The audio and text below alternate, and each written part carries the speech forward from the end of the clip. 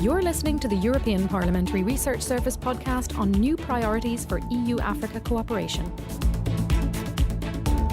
10 years after the adoption of the Africa-EU joint strategy and just a few weeks before the next EU-Africa summit in Côte d'Ivoire, the Parliament's plenary is set to discuss the new priorities that will guide Africa-EU cooperation in the future. Stay tuned.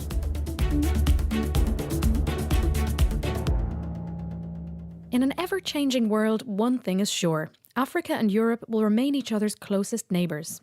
It was in this spirit that African and European leaders meeting in Lisbon in December 2007 agreed to move beyond a donor-recipient relationship towards long-term cooperation based on common interests and shared values. The joint Africa-EU strategy launched in 2007 is based on principles of ownership, partnership and solidarity, and the priority areas for cooperation are revised every 3 years. The roadmap adopted at the last EU-Africa summit in 2014 focused on 5 areas: peace and security, democracy, good governance and human rights, human development, sustainable and inclusive development, as well as growth and continental integration, and finally, global and emerging issues.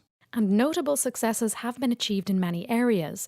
But in 2017, it's time again to give EU-Africa cooperation a new impetus. The Commission and the European External Action Service have proposed action based on 2 main strands: building more resilient states and societies and creating more and better jobs for youth. The enhanced partnership aims at securing stronger mutual engagement and increased cooperation at all levels, strengthening African capabilities in the area of peace and security, including conflict prevention and management, managing migration and mobility, and investing in sustainable and inclusive economic development in Africa, among other objectives.